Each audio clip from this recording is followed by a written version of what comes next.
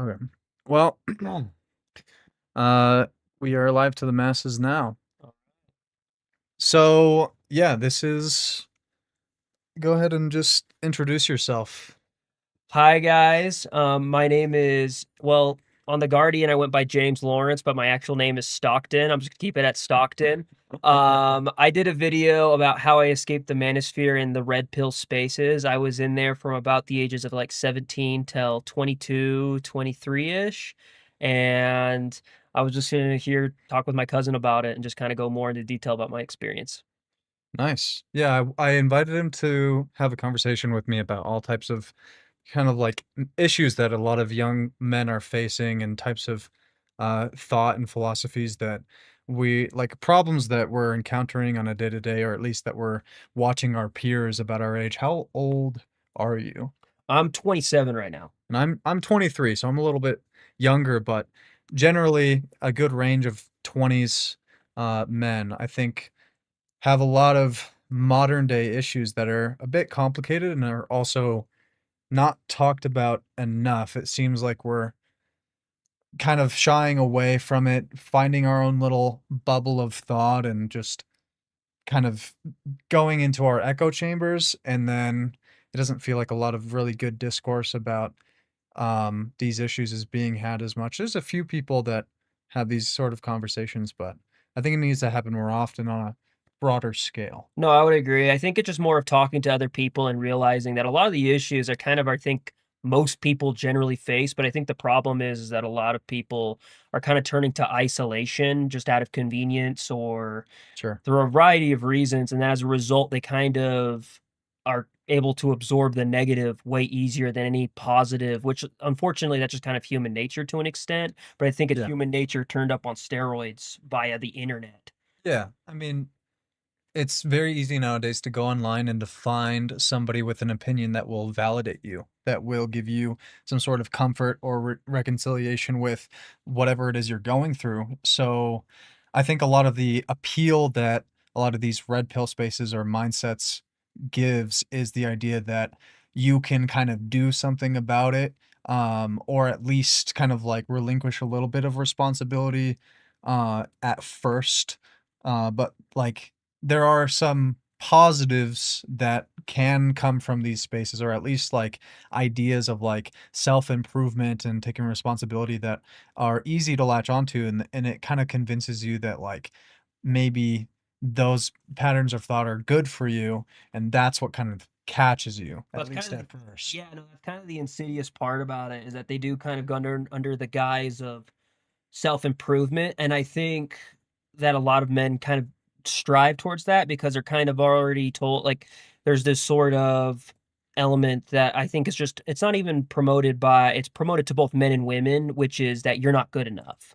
And Mm. I think how men deal with it and how women deal with it, we have our own toxic ways of handling that. And I think the men's really toxic way of handling that is they go to self improvement, but then they kind of turn it up on steroids, not realizing that there's like multiple elements to self improvement. And then not only that, I think also the question remains is like, why do you need to improve? Like, Yeah. I think there's this core of something in the culture is telling people that they're lacking when in reality like no one is really lacking unless they're causing harm and destruction or doing like illegal things or taking from others, then that I would consider lacking or selfish. But in general, like I think a lot of people have this message that like you're not whole as a like you're not a person until you do a certain amount of things. Yeah, I think that kinda goes with the assumption that, like, I think a lot of people have pretty high expectations, especially in, like, modern Western society where we live in a very capitalistic, productive sort Oh of yeah. society where we're trying to constantly achieve and succeed and grow and go up the ladder, and so there's a lot of pressure that whoever you are right now is probably not good enough, or you're shit compared to X and Y. Oh So yeah. when it comes to like being good enough, as you said, like I think that expectations need to be set by you and not very much outside Well, I forces. realize that now, but I think Yeah. also when you're like 17 and their ideas are unfortunately a little warped at the moment, and some of that is just due to immaturity. Yeah, lack of experience. Yeah, lack of life experience, and then so as a result, you're kind of marketed these hyper masculine images. You also kind of just go based off high school. Let's be real, everyone's kind of immature at that age. We're all kind of like immature, and so as a result, what you see on the surface, say you see like a couple and you have like some football dude or jock guy and he's with his girlfriend and you think he's being like rude to his girlfriend, but that's maybe just how they talk. You don't know the full story, but in your head, you're perceiving girls like bad guys when in reality, like the nature of bad and good is like just because you think something's bad from your perception, like whether they're loud or obnoxious or whatever, you don't know the full story as to like what's going on. So therefore you can't completely just judge. So you can't be like, well, I got to be more like them, when in reality you should be more of what makes you great. Like kind of what Yeah. you were saying. I mean, yeah, you get a lot of feedback from other people around you all the time, or at least like you see their reactions to the things that you do, and ultimately you judge yourself. And I'm not saying even that like you should go to the extreme of completely ignoring that advice or that data. I mean, it's useful to observe the way that people react to the things that you do, especially if you have a certain preference of like what you're trying to get out of it. If you're trying to make a friend or try to go out with a girl or whatever it is that you're trying to do at any point in your life. Like, obviously, social interaction is super important. I think that the big issue that comes from this is everybody kind of grows up in a small subset of like population of like people that they interact with, and just because you try to ask a girl out and she rejected you, like, and maybe the way that she rejected you was harsh, doesn't mean that every other girl Yeah. that you'll do that with will do the same thing. No, yeah. And so like you kind of have to take a large pinch of salt to the way that people react to the way that you act. And I definitely noticed in my life growing up that I was trying to treat people very nice, try to make friends with everybody, but definitely along the way I noticed that just being nice wasn't working, and that really confused me, and that made me pretty mad, and I think a lot of people can relate to that with whatever Yeah. approach they're taking. But you have any thoughts? Oh yeah, no, I think I agree with what you're saying, and I think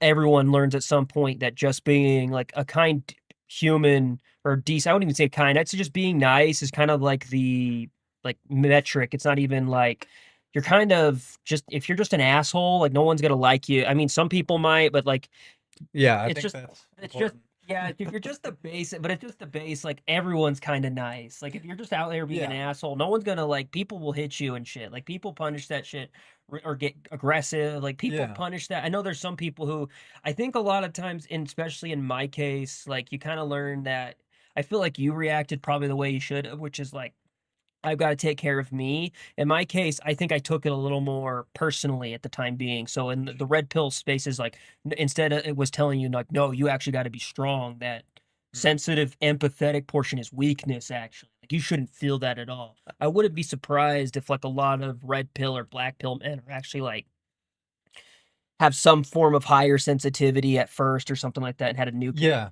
I don't know. That's just my I mean, theory. a lot of people kind of are coming from the same space. We're all born with zero knowledge about literally anything, and so all of the things that you learn are hyper dependent on your stimulus or data set that you're basically just born into. But I do want to say that like I did take it pretty like personally when I was either rejected or made fun of or bullied. Like I had a lot of social interactions that I thought I was doing the right thing and the right approach, and just I got slapped in the face for it, and I did have a lot of anger and resentment towards those people. I think that the the main point I would make is that everybody goes through some sort of problems. Mhm. I mean, you can be the popular kid in school, and maybe it's just a couple of people that just rub you the wrong way, that get under your skin, that make you feel insecure, that attack your ego or whatever it is, that then you'll turn to other places where they will accept you for for the things that you were trying to be acknowledged for those people, and then just depending on what rabbit hole you fall into, what group of friends or people that you interact with. There are certain belief systems that start to bleed into those conversations, Mhm. highly dependent on where you live, who it is you're talking to. And so it's extremely difficult to talk generally for like every single person Right. what that issue is. So I think it would be better kind of to table that for a second, and talk specifically more to your personal experience, because I think other people can kind of fill in the blanks for like how they can relate and like what situations are similar, but it's much easier to be able to speak on behalf of ourselves and our experiences, knowing that it's not going to latch on to every single person's Mhm. experience. So, when when was the first time, growing up that you felt like being yourself, wasn't good enough or actively, working against you to where you felt like you had to change? I have 2 of them actually. Okay. And they were both in regards to dating, and I don't wanna make it sound like I'm blaming the girls that I dated because, honestly, I was probably really immature in the way I did it, but the first situation I had is there was a girl who, she was, like, flirting with me, and she, like, really wanted to go out with me, and we actually did go on a date, and we got sushi together, but then after the date was done, she's like, "Hey, do you wanna come over?" And at that point, I was thinking like, "Oh, I might," just any young guys, like, I might kiss her or whatever, but then she, like, started saying how, like, "I actually don't like dating guys, I find them repulsive, and I don't like kissing, but I like you, though," and it was this weird Mm, and then afterwards, there was this weird push and pull dynamic where she would be really flirty one moment and then she would pull back. And I'm not saying I owed her anything. And I know in hindsight, if I was just dealing with someone who's immature. sure, yeah, an experience. People don't know what they want. They're trying to figure it out as they go, and it's yeah, I could say a lot about that, but keep Yeah, no, going. I took that really personally at the time. I took it as I was like, why doesn't she like me? And what am I doing wrong? And then eventually she just revealed that, hey, I like someone else and I'm done. I took that really personally. And so I quit dating, I think, for like 6 months. And then I went out with another girl who was a family friend of ours.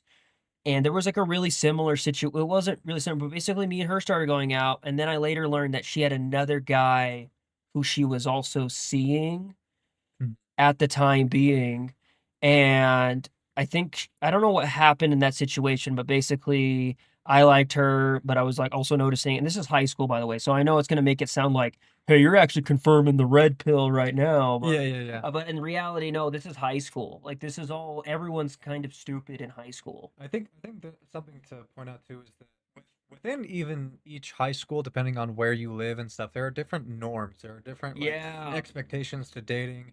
Like if you have a little bit more of a progressive or like open-minded sort of location, like dating multiple people in the early phase of a That's a relationship good is point. much more common.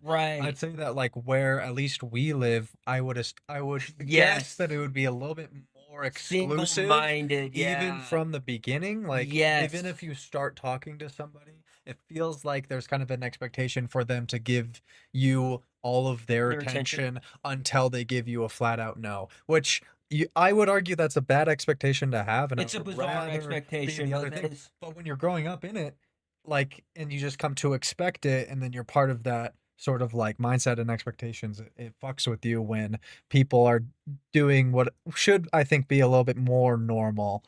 it So, does fuck with you. Well, we consider we come from we're where we were both raised LDS, and I did come from an LDS standard. And I mean, they do that in LDS culture, but I don't know what it is. I maybe if it's like the idea of a soulmate or like the one, and yeah. so you're like kind of thinking like at that point, I had no idea that people would date other people, and so or like see other people. And in this case, I took it again. I just took them both very personal. In reality, it was just like regular. For the second one was regular high school dating. She was seeing another guy, and then she also saw me as well. I could have dated other women too. In fact, that's probably what would have been the healthy option. It was just, hey, we're seeing multiple people, but I like this one.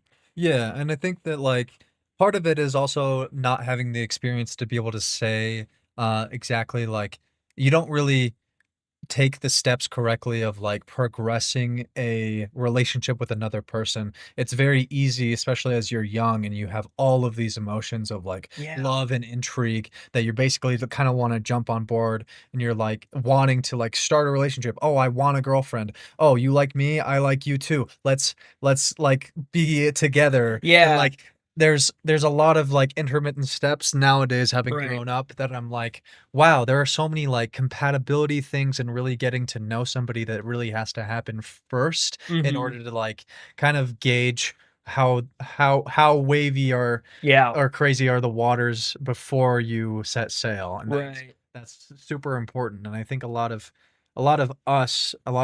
young men, especially that I grew up with, were extremely, I don't know, a little bit more focused, which I think it stems from a romantic idea of love that, especially through a lot of like movies and Yeah. stories and stuff, it kind of gives you a warped perception of like what to expect from somebody. Right. Um, and I think like nowadays it's a lot better, but especially growing up in the like early 2000s, 2010s, like it's just it feels a little bit more intimate, like you want to have that, individualistic sort of relationship rather than really see what your options are and have many friends and people that you might even, like, kiss a couple people on dates and, like, really figure out, like, who you wanna be with before settling in for somebody, and there are so many different views on what you should do when dating and not. I think that, being with one person forever is a really big ask, and if you're gonna do that just based off of, like, one day of confessing that you have some feelings for someone is quite a big, It is a very big like, that's ask. a big contract It's for a such a huge little time. it's a huge big ask. I was not mature enough at that time, but I took it deeply personal that Yeah. like, why are you choosing this?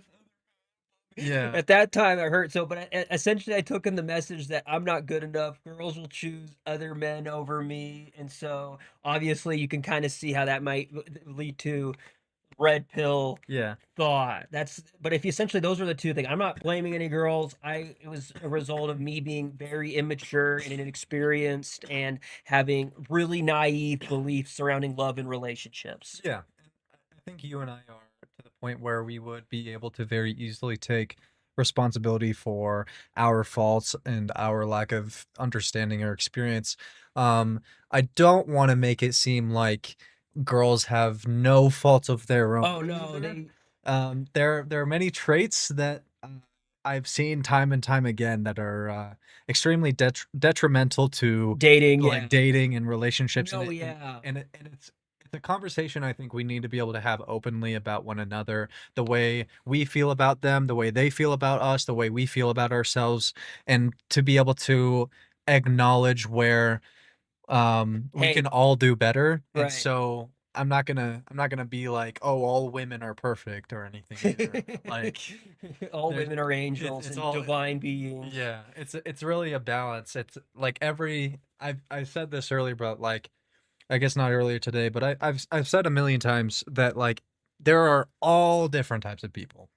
From the very worst to the very best, men or women, and there's everything in between. So to judge an entire gender based off of a couple of people is extremely bombastic. It's way overshooting your understanding, and so it's less about I think gender. I think it's much more about individualism, I think so your too. personal I was choices. about to say, I think personally, I just take gender out of the whole equation from now on. I just kind of realize, like, hey, some men are fucked up, some women are fucked up, some non-binary people are fucked up, and some of them are very functional. Unfortunately, we do have like a bias towards the negative, so I think when we happens, our brains are very hyper perceptive to say, hey, this woman hurt me emotionally, and this other woman hurt me emotionally.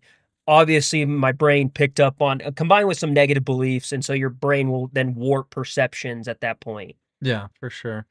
Um, I think it would be very helpful to kind of give a little bit more of a clear definition of like what red pill sort of is. But That's a hard that's question. an extremely daunting task. It's changed over time. Even Kind of, The Guardian tried to get me to narrow it down. I'm yeah. surprised he even got an answer. It was a long-winded answer, so the Guardian even it narrow it down. But Yeah, I mean, it's kind of like, I don't know. Religion is a very easy thing for me to compare things to, but it's like you can have some smaller beliefs that are very adjacent to a kind of like core philosophy. You can dip your toes in different ideas or like whatever it is, or you could go even deeper to start to like really create that as like an entire sort of like point of reference for your morality or your choices. And you can go all the way down the rabbit hole to the absolutely most radical extreme beliefs.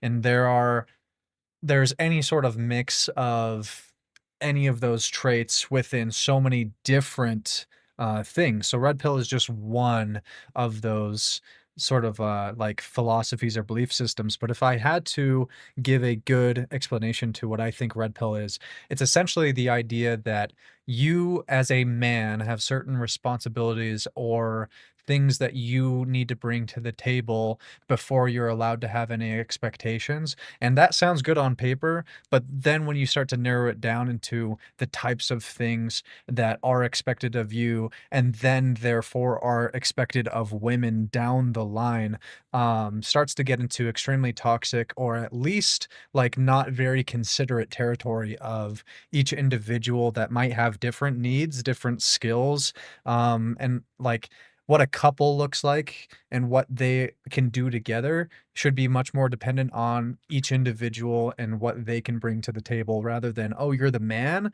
therefore X and Y, you have to do these things. mhm. And I think Red Pill really it is very much over time, especially in the last 5 years, started to blend much more into much more conservative, traditional Yeah, values of the man of the house type of thing. And you can go to the extremes of like Andrew Tate of like women shouldn't even drive and like you can go as far as that. But I think many men, I mean, looking at the polls for the divide for gender for young people voting has shown that many more men now, the biggest gap that there has been, I think, in like 50 years or something. I can't remember the exact statistic, but it's something like 30% of there's a 30% gap between men and women for voting towards the right or like yeah. right-leaning circles. And that I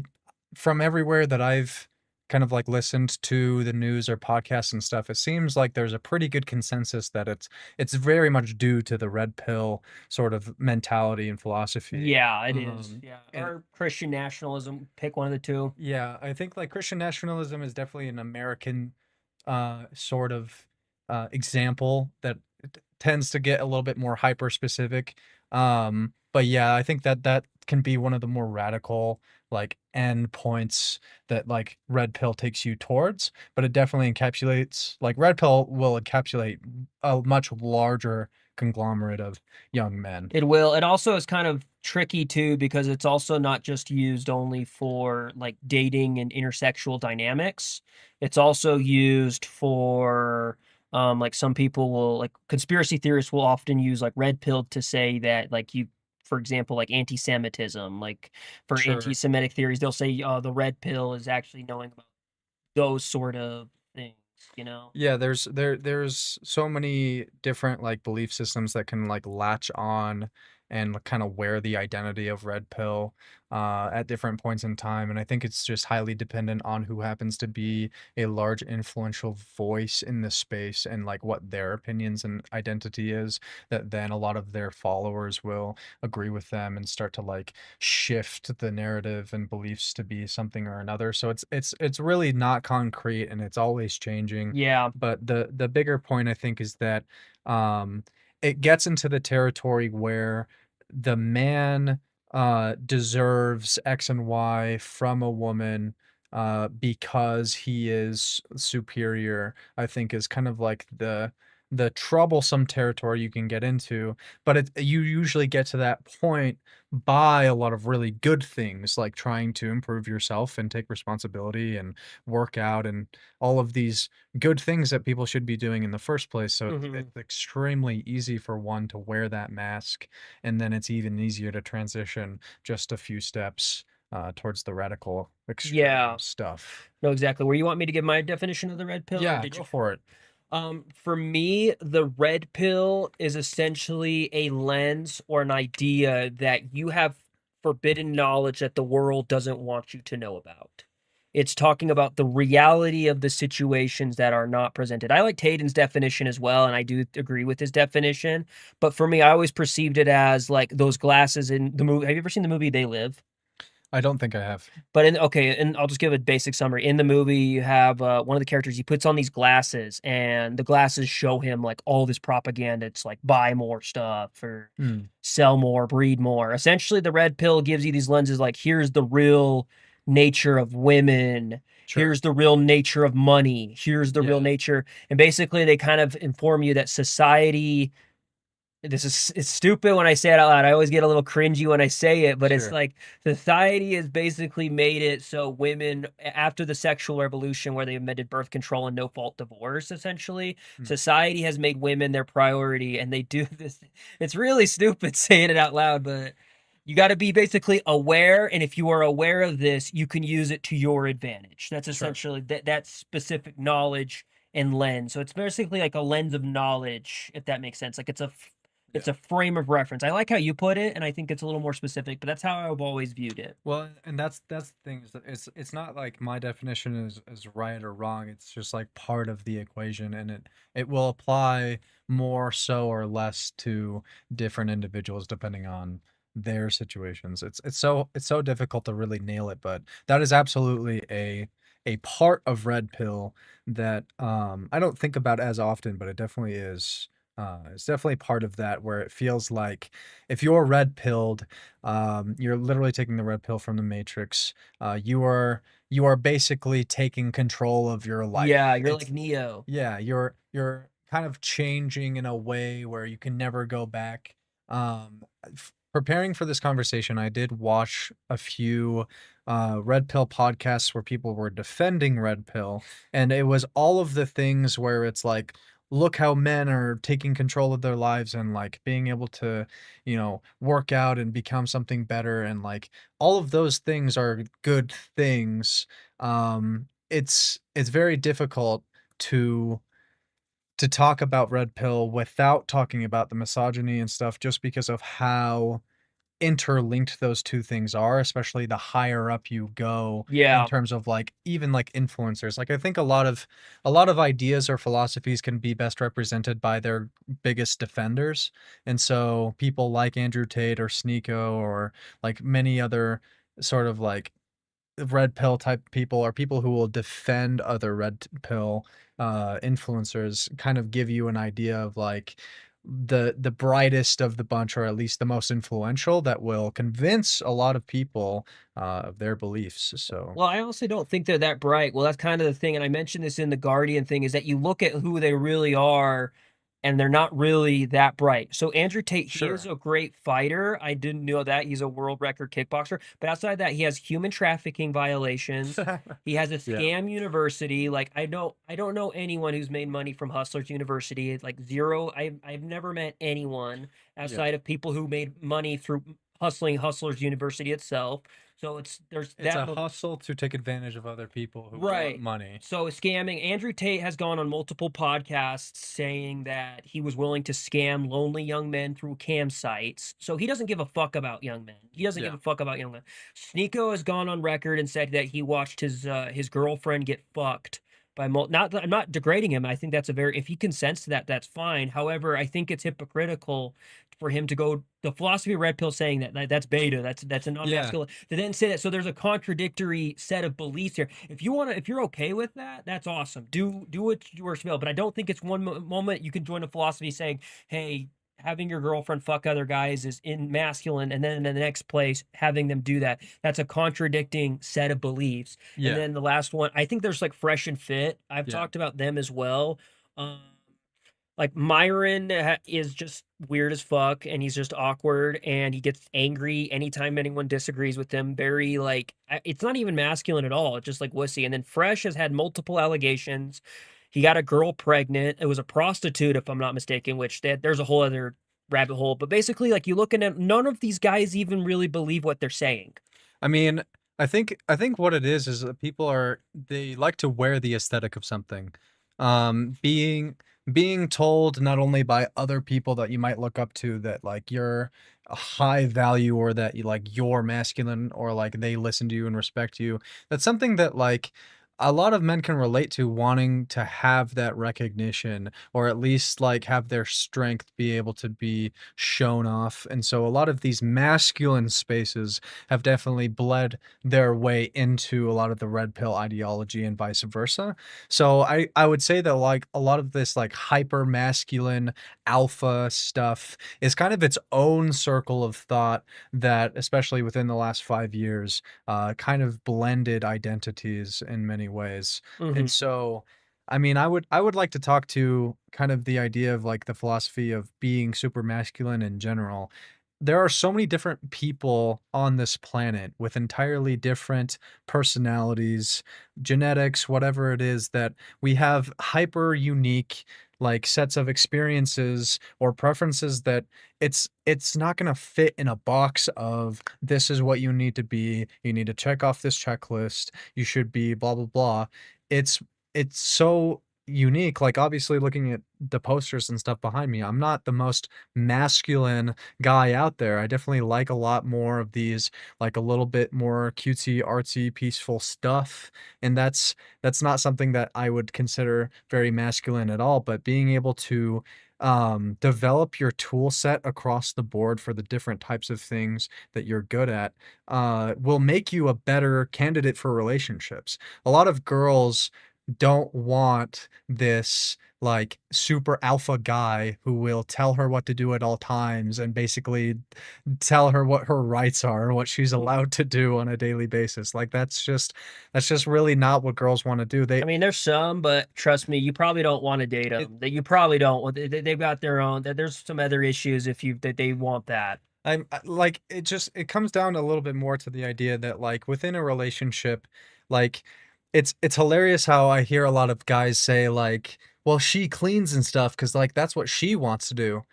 No, no one wants to clean. She does it because it needs to get done. Right. And like you can take up the mantle and do a few fucking chores yourself too. Like there's it's more about like taking care of your Do you the think you want life to that change you're the trying to oil? build. Like, yeah, Yeah, like do you, like some men like take pride in like doing the oil and they don't I don't want mind to it or fucking do that whatever. shit. I know But I how. don't, yeah, and even the times that I have changed my own oil, it's like sure I feel a little bit of pride and be able to get something done, but that's just being productive in general. Like Right. it's not specific to the task itself more than it is just getting done what needs to get done. And convenience like the more resources you have, the more you notice that people will they'll pass on the tasks to other people who are willing to do it. Like people will pay for maids to clean their houses, and they'll take their cars to a shop.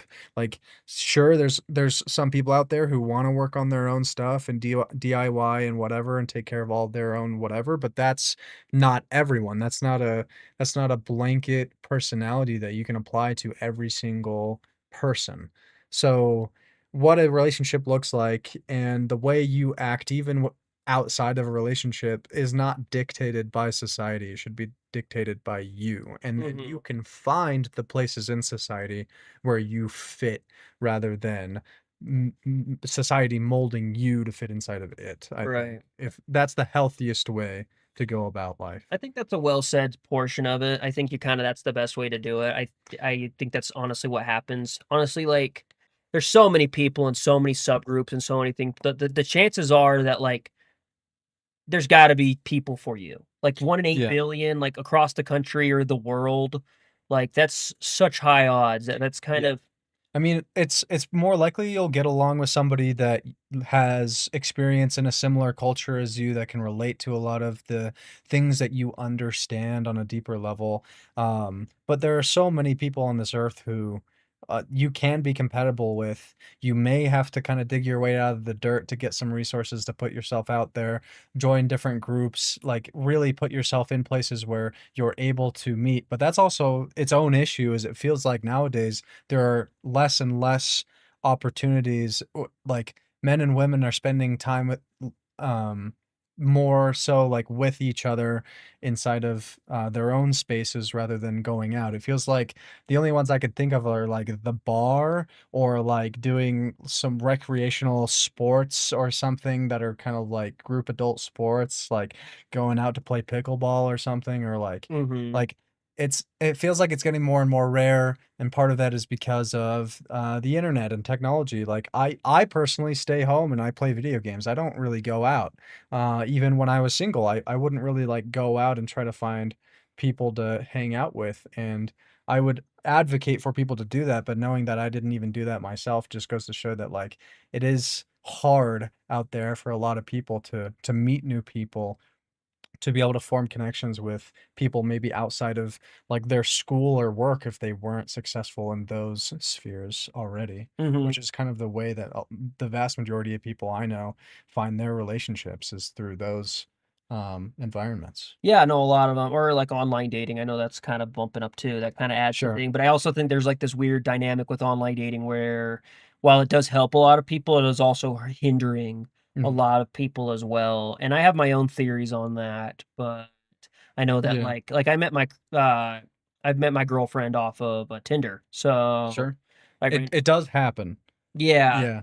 Even though, there was a statistic thrown around a few years ago that, like, a guy has to swipe 200 times just to agree to get, like, a coffee or a date, and then 4 out of 5 times the girl will just ghost him. So a guy has to swipe 1,000 times before he gets 1 one day. coffee, and even then, most of the girls don't go on a second date after that point. Um, I'm not putting blame on girls. There are, like, the ratio is, like, 5 to 1 men to women on those dating sites. Like, there's no way that girls could possibly go out with all of those guys, or like find a match there. And I was on the dating apps for a few years, and I realized while going through it that like it really isn't a good representation of the way that you would be able to get along with somebody Yeah, in the real world. There's so much disconnect from like body language to it, like conversation. yeah, that like you're unable to like show who you are, like pictures and a paragraph is all you have.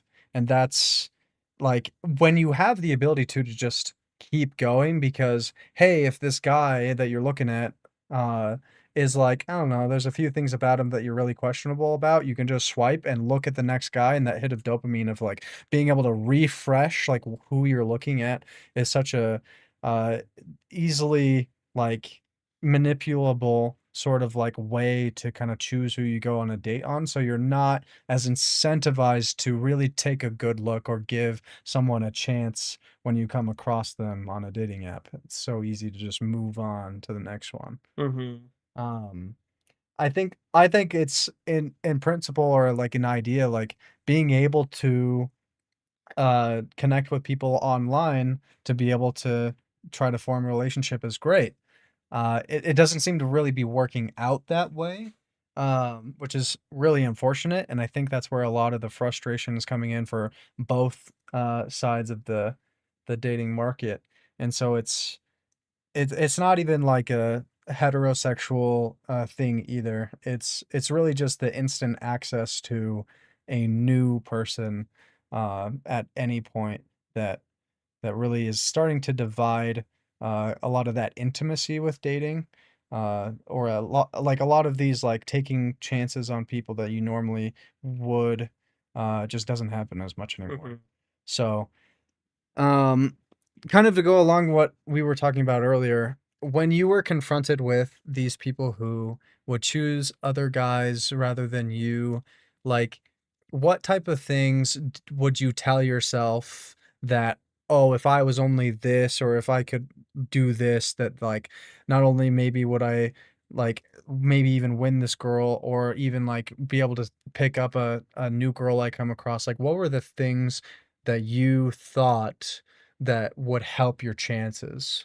I thought if I was more muscular or better looking, Mhm. those were, like, the 2 big ones. I also thought if I was more, like, charismatic, Yeah. because at that time, in hindsight, I think I was a little more awkward. I mean, I wasn't that awkward. I think how do I word it? Sometimes when you go into a situation with the perception that you think you are, you're gonna act more that way. So in that case, if I think I'm awkward, I'm gonna maybe go into some social situations acting awkward, like a self-fulfilling prophecy of sorts. Yeah. But those would be like the 3 named down. I was like, I wish if I was more handsome, if I was more muscular, and I was more like charismatic, I Yeah. would have been able to get these girls. I mean, and it you from my perspective, you definitely followed at least one of those regimens, and that's working out. So how did that pun intended work out for you?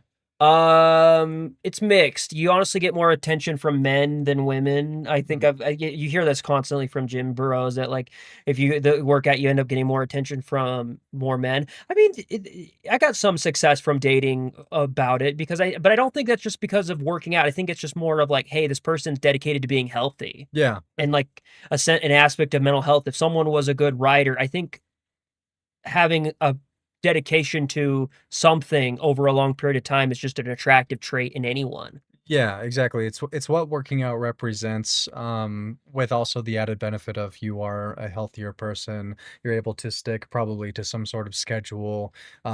Sure, physically it might make you look more attractive, but to who is kind of the question there because not everybody's looking for Hercules. Some girls prefer much more feminine, less bulked up guys who are just kind of doing their own thing or maybe more academic like personalities who That's might true. spend less time at the gym that are more intellectually focused. Um, I know where I kinda lie on that boat, but I think a lot of it too is probably, like, that self-confidence of going to the gym for yourself that then, regardless of even if you meet a girl at the gym or somewhere else, it feels like spending the time working on yourself in whatever way just adds to your character, Yeah. even if it's not directly through the activity itself that you're No, doing. exactly. It's the persistence of it. And you could do this with any hobby or activity. I think working out is exclusive because it's the easiest to like demonstrate, if that makes sense. Sure. Like you can demonstrate it just via the weights you lift and also how big your muscles are. Like those Yeah. are both there's a number and the way you look. Those are both self-evident. Yeah. Whereas like academic, you can say you have a degree, but we all know people with degrees who are kind of stupid. Yeah. And so like Yeah, true. being intelligent doesn't can be very multifaceted and kind of complex and you kind of gauge it throughout time and conversations with people. Yeah. So that's why working out was more attractive to me at the point. And then also you just get the endorphin highs and like Yeah. you there's other elements. And then also like that's what the red pill tells you to do. Like, hey, if you're jacked and whatnot, like women, that's another thing too, is they tell you that like women will be mischievous. I guess it's more of they basically say, like, of course, when people are asked about, like, their true intentions about something, like, if, like, "Hey, guys, do you actually want a girl who's good?" Most guys are gonna say yes, but, like, beneath the red pill would say, "Well, beneath it," and how they actually respond. Well, basically, it's a fucked up version of saying actions speak louder than words. Yeah.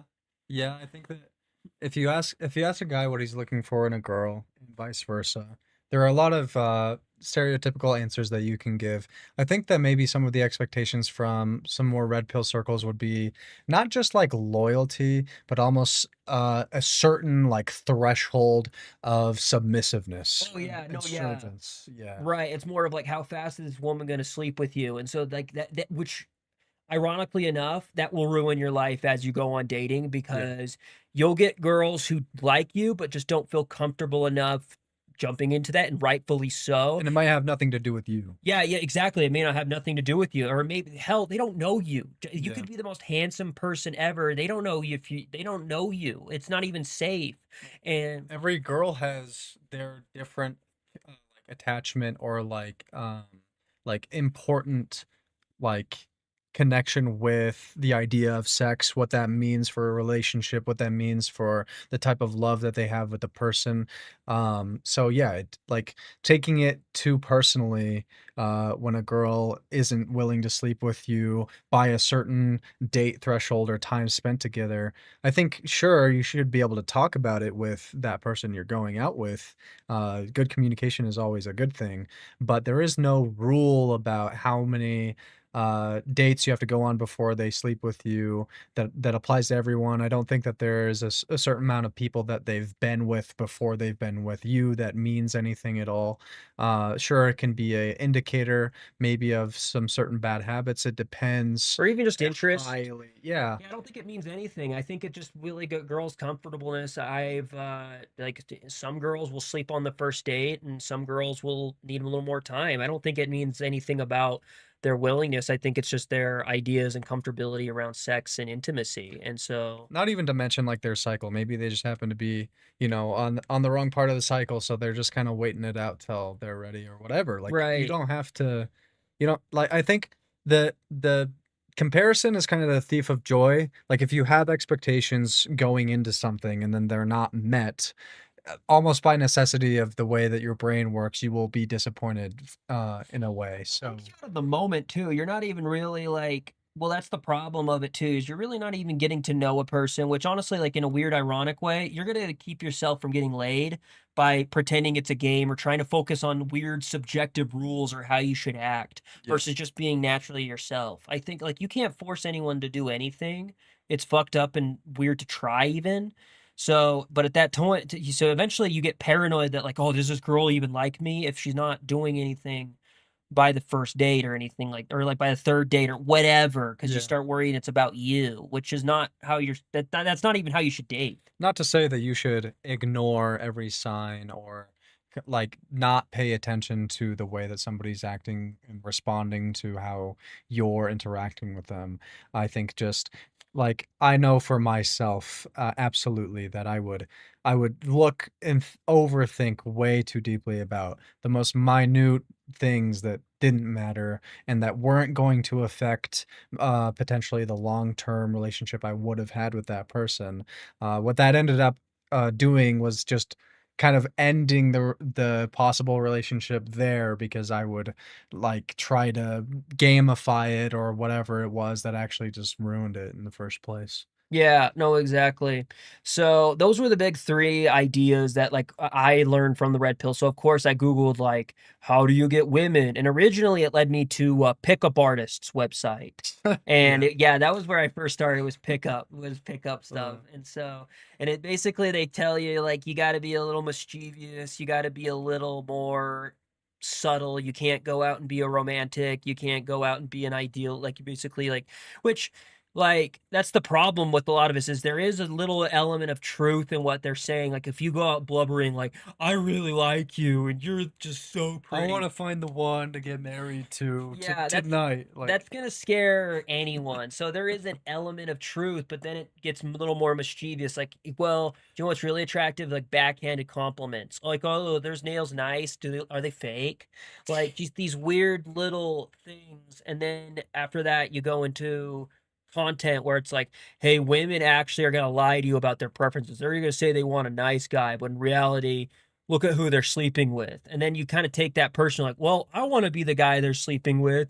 yeah. Here's what I need to do. And it becomes a slippery slope in of itself. Yeah, and there's definitely the opposite end of the spectrum of like being the nice guy syndrome, where if if you think you do all the right things and you're constantly like being a gentleman or whatever it is, buying a girl a drink, you're doing what like all of the things of like constantly just being quote unquote good, whatever that is in your brain. The things that people are looking for, you kind of like just ask yourself like what do you want in a girl? Do you want a girl who is super just straight in line, super proper at all moments, even in the places like a bar where it's a little bit more socially acceptable to be a little bit more wild, a little bit more out there and like kind of like bantery and be able to have kind of maybe that more like weird comedy that you wouldn't say in other spaces. Like it kind of depends where you are. Like it would dictate a little bit more of how you act rather than like this is how you pick up a girl. It's like no, she's observing the way you act in the space that you're in with the people that you're around, and if you don't kind of like match the vibe essentially of like what she's looking for, then that is the issue, not maybe like how good of a like pickup artist you are or like adhering to whatever rules of like trying to get a date. That's not really how it works. Um, when it comes to the working out and stuff, do you feel like it even pushed some people away if you were a little bit too into it? Like into working out. Yeah. Like, Uh, because too much of a good thing can be a bad thing as well. in my life, I never noticed any of that, but I could probably see how it would have annoyed some people at some points. Mhm. And I have met people who where their obsessiveness with that or any of that is just annoying in general. Mm. I mean, if you're obsessed with it yourself and you don't talk about it or flex about it or brag about it, then I don't think anyone cares. I kind of am just I'm kind of a little more I still work out, but it's a little more I keep it to myself mostly. I don't like to talk about it as much, but at that point, it was a big part of my life. I don't really think I pushed anyone, at least maybe not from my perspective. I Yeah, didn't. and I wouldn't think that you would have been that guy to do it, but I think I was more using you as a placeholder for just kinda like the idea that, even if you are extremely successful or dedicated to something, if you make it your entire personality and that's kind of all you have to offer, and then you're constantly asking for recognition by gloating or whatever it is, like, that is also a turn off I or, see. like so yeah, like it's so complicated and unfair, and especially the younger you are, it feels like trying to follow some sort of rule set or checking off the boxes is what will get you the reward or outcome you're looking for. But it is so much more dependent on so many things that you might not just know. So, I mean, you've said it multiple times. The best thing you can do is genuinely be yourself and work on yourself probably at the same time. Like you don't want to just think that if you are just you, but you don't then need to like it's less that girls are looking for a guy that, like, already exists, and then that guy will be that thing forever. They're looking for a guy with the right, like, outlook on life or, like, priorities or the things that they're spending their time on or the things that they care about. And so if the things that they care about are being healthy and taking care of themselves and being on time to places or whatever it is that the girl wants out of a guy, like, it's the things that the guy is trying to get better at, I think is the the better explanation than what have you already done. Hmm. So, is there is there a point along your journey where the red pill feels like it really caught like your uh outlook on life? Like your goals shifted, your priorities shifted to kinda, like, view the world that way, and then it, like, applied to dating? Like, how deep did was the most important or, like, controlling point in your life that, like, red pill had over you? In a weird, ironic way, it was probably ages 19 to 21. It was right when I was getting really more into dating, and then it was with my first relationship. That was probably when I was like listening to the most red pill content. That's when I was watching the most red pill content. That's when I was trying to act the most red pill. It was the ages. I remember I started questioning it when I was like 20. It was right after my first relationship ended when I questioned it. So, but that period, I was entrenched. Like Mhm. I was if you looked at my watch feed, it was Rollo, Tomasi, Entrepreneurs and Cars, Alpha Male Strategies, Myron, Rule Zero. There was a whole bunch of like red pill content 100. I've read a lot of Rollo's books and I've read a lot of their books too. So like I like it's not like I wasn't a casual. I was pretty I never commented it or anything like that, but I was watching it pretty heavily. Yeah, I mean, you probably had some sort of identity within that belief system that you would consider yourself part of that belief system. Right. I guess I'm just curious as to like how.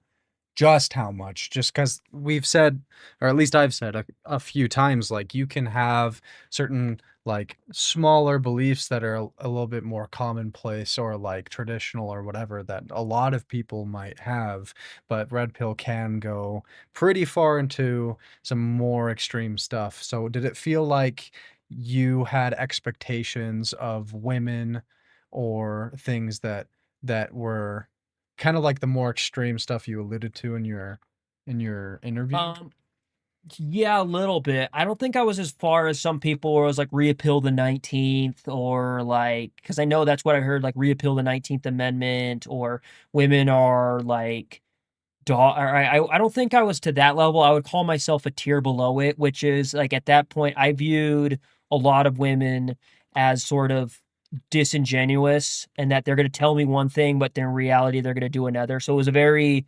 cynical, very pessimistic. So I don't know how you call it. It was misogynistic for Sure. sure. Yeah. Very misogynistic. It was very much like you can't trust these lying hoes type of thing. Like it was very much a very that it was a little stronger than that because it was also a little bit of sort of like anger as well. I would say anger is more frustration in hindsight, and it wasn't just frustration with women; it was also frustration with myself. That's another thing too, is that like red pill will market on your self hatred too. If you have any form of self hatred, it's going to capitalize on that and saying that like your self hatred is valid. You need to you hate yourself because you do suck, and the reason women also hate you too because of it. Yeah, I was just gonna ask like what emotions kind of like enforced those ideas or beliefs because it very much comes from a place of emotional distraught.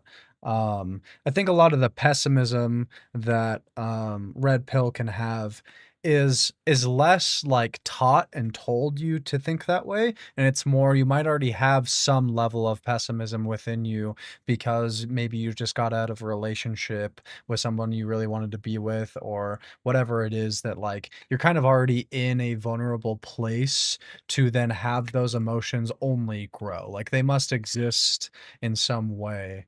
Do you agree or do you think that like maybe somebody could fall into the red pill and kind of be told what to think coming from a completely different perspective? Like how dangerous do you think it is for people to be able to fall into those things? Is there a threshold that they need to meet before? I think there needs to be a threshold. I think there's got to be a level of sensitivity or self hatred or like some level of lower dissonance. I don't know how else to put it, or like introverted, or basically like I think how do I word it? Like I mean, you told me you fell into it for a little bit for a second, but you kind of Yeah. were able to pull yourself up. I think there's got to be like, but I know a bunch of people who had plenty of success dating, never even heard of it. Yeah. Like, so I personally think if you were going to take a litmus test of all the men in the red pill, there would be a higher rates of anxiety, neuroticism, and depression. Yeah. I would bet you money there would be higher, which at that fit the bill for that point in my life. And so it's just, so to answer your question, it would be the first. I think you would have to be Yeah. a little bit off in some way to go and find yourself there. Yeah, you're already down the path and then you look outwardly or happen to come across things that will then leech upon what's already there and make it grow. Right. So exactly. And so I do think with the changing nature of our world and masculinity, a lot of men find themselves depressed and anxious or just distraught or disturbed. And as a result of that, they want to go to people who will tell them and give them a formula for how to live their lives. Yeah, I mean, looking for guidance is natural, especially when you feel lost or if you're in a down place.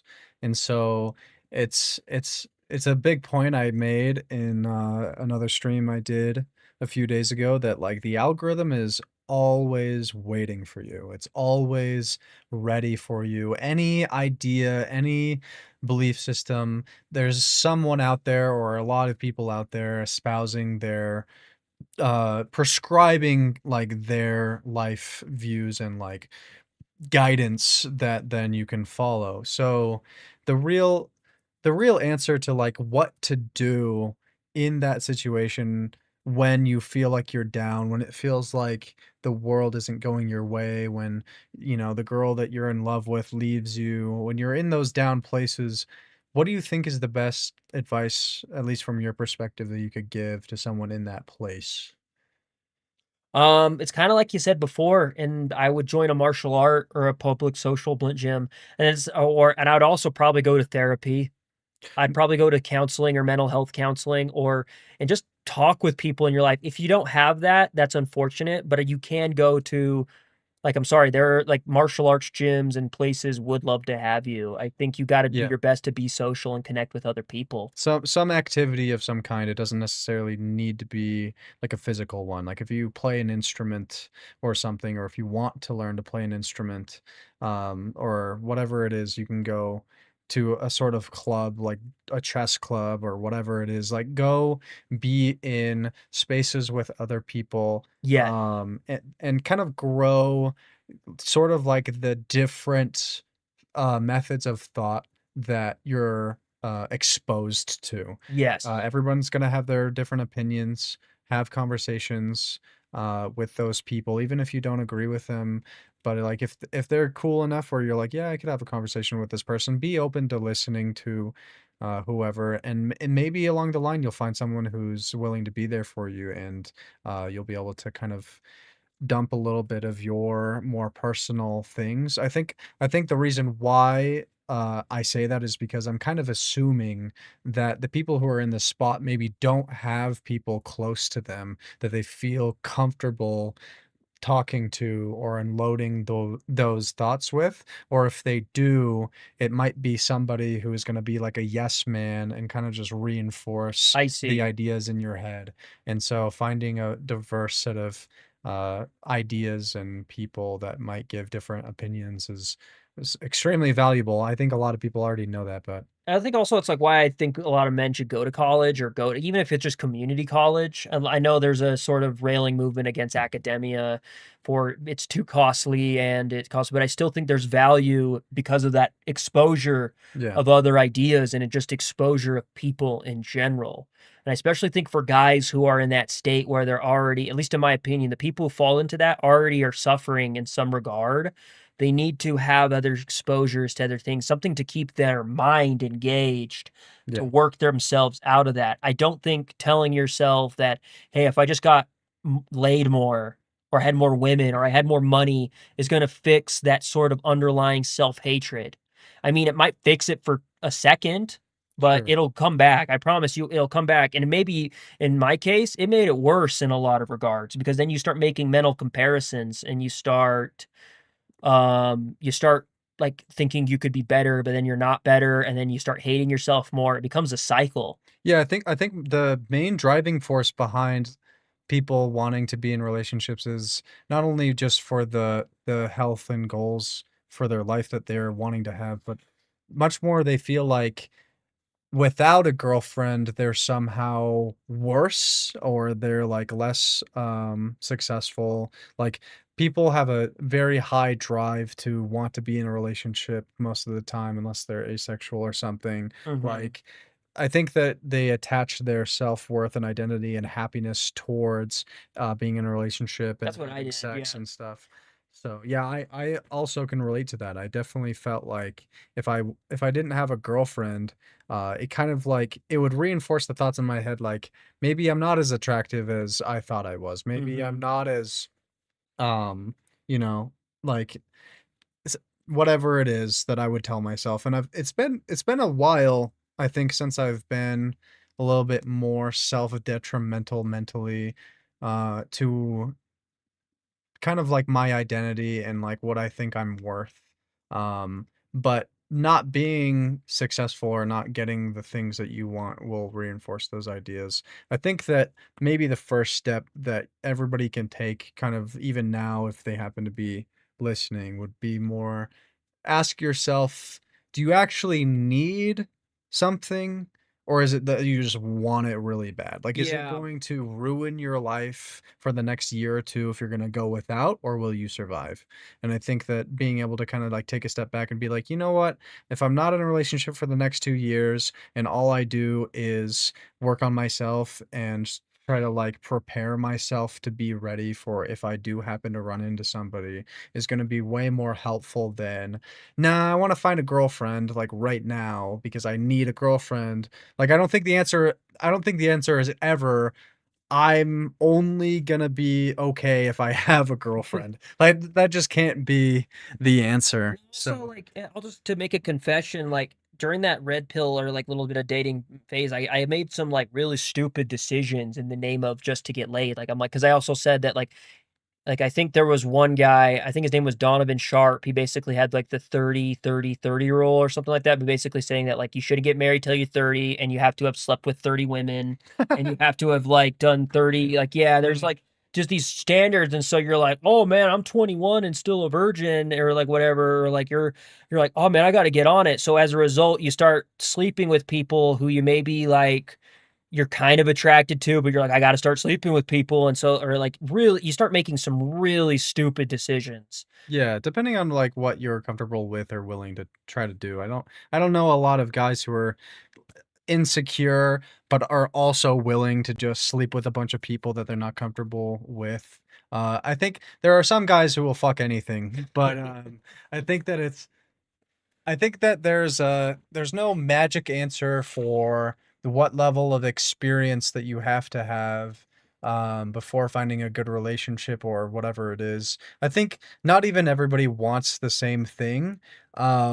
Some people, for some reason, have this like magic idea of like I can only really be with like a virgin, like this idea of this very pure life of like they are extremely loyal to me and have only been with me, and like it's a very like romanticized version But even then, of they like also want her to be like a slut and love sex too. And yeah, then and like be a slut for them, like be the whore that they've always wanted to be with or yeah, but whatever. they're Like also a virgin. And loves Jesus and God too, and yeah, just it's magical thinking, delusional. yeah, I find so much hypocrisy in so many of those like ideas of like what it is you want and in somebody and what you expect of them. And especially I think it's trended towards a direction where it feels much more like we are willing to accept each other's experience and not take so personally what the other person's past is.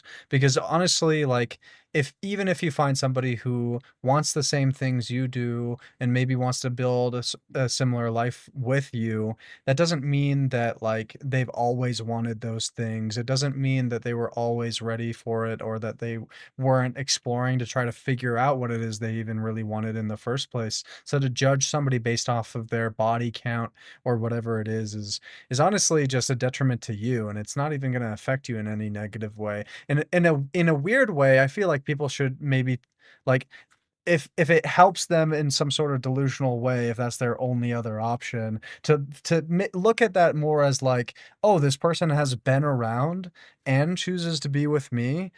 That should be a good thing. I feel like that should be like a reinforcing thing of like this person has met a lot of men, but she wants to be with me, like Huh. that.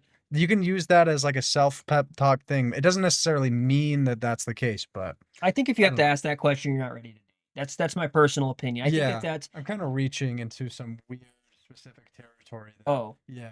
But yeah, you're absolutely right. I think that we should just be able to take someone as they are and like what the things that they want to do going forward as much more of a deciding factor than where they've been in their past.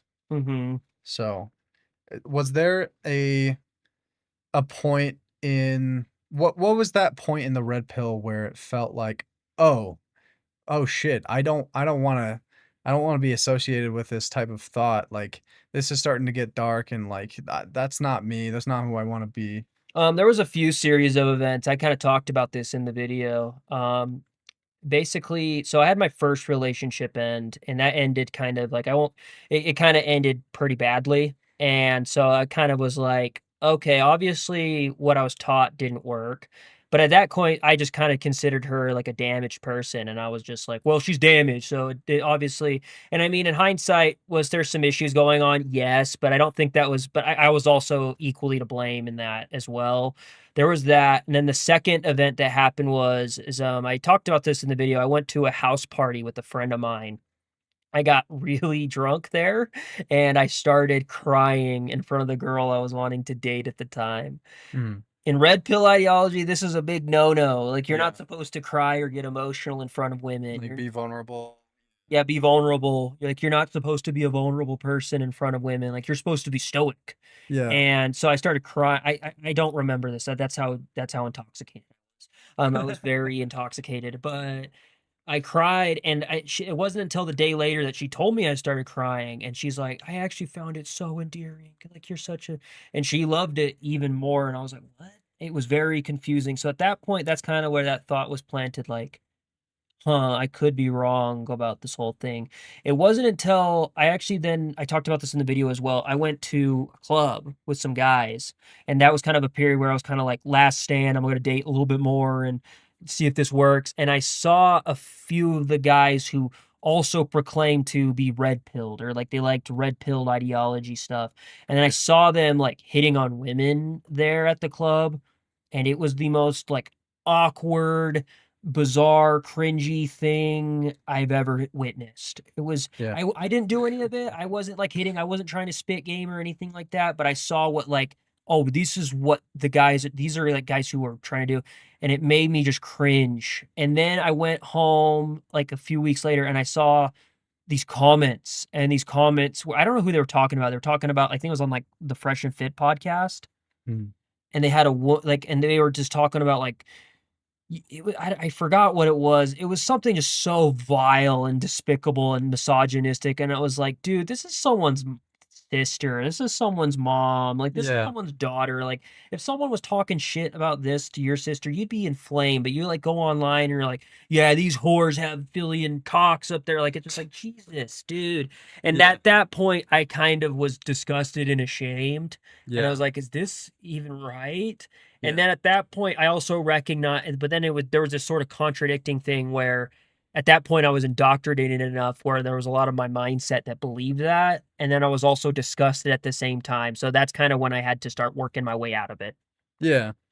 I think that Um, for most things that come crashing down, it's like slowly and then all at once. Like you start to question stuff. There's maybe small things here and there that start to stick out to you, and then eventually there's some sort of catalyst event or a few important events that like really start to hammer down the nail that's slowly been chipping away at you. So I think that for for anybody who is questioning whether or not like they're misogynistic just because you're trying to improve yourself, like don't fool yourself into thinking like just because you're trying to be a better person means that like you're vulnerable to that type of thought. Usually it's much more of the idea that like women are something to be like persuaded rather than genuinely earned is I think a little bit more of like that method of thought that will get you to that place. Because if you're using things like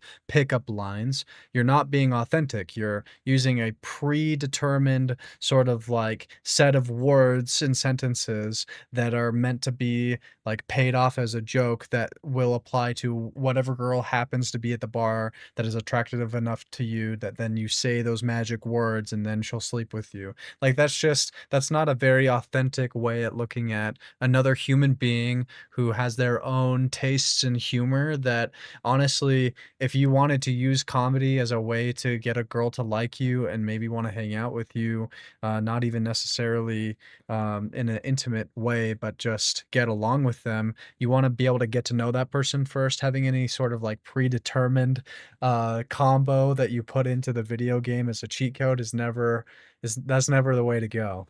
Well, that's kind of what they want to teach you, is it? Because in your life, it's life and relationships are so complex and confusing, and they kind of require. I'm not saying it's bad. I think there's a lot of beauty in that. Yeah. But I think you need to take a lot of that pressure of that and just say, go into it as simple like, hey, I'm meeting someone. What's going to happen is going to happen. You have no control over it. Whether you guys trying to program and have an algorithm to it. Yeah. Like if I hit her with this, she'll feel that. And if she feels that, then that, and then that, and then Yeah. that.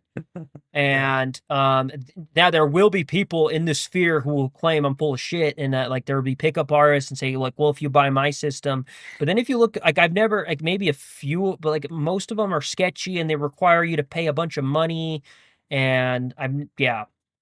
Yeah, I think that ultimately ultimately the people that are like influencers in those spaces, they are insecure in their own way. Um, they have a certain metric for what success means to them. They have certain requirements of like being with a girl or how many girls they've slept with or whatever it is, the amount of money they have, the house that they own, the cars that they have that give them their self-worth. And the way of going about that ends up being through very unethical means. And it shows through the ways that even they date. And I think a lot of, I think the applicable conversation is a little bit more in the sphere of like dating because everybody most people want to be in a relationship or go out there, be with someone, have a partner. And so that, or even multiple partners. It depends on each individual person, but it goes to show very well that like using someone to get as a means to a different end, that is the easiest tell to whether or not you're a good person or being ethical. Because oftentimes like those men will use other vulnerable men and try to convince them of a thing. Their end is not to help those men. That their end is to get money out of those vulnerable Mhm. people who are more likely to give them money. Yeah. Their end is not the woman that they're going out to like try to find to build a beautiful relationship and hopefully a life with. Their end is sex or status or like having a more submissive whatever it is woman in their life. And like people like Andrew Tate, it was multiple of these people who he sex trafficked, and it can get disgusting. It and I think that everybody kinda tells themself like, "Oh, but what I think might be fine, and, like, maybe I've got a little bit more of, like, of a preference towards certain types of women that'll be a little bit more submissive or whatever." That's not necessarily the same.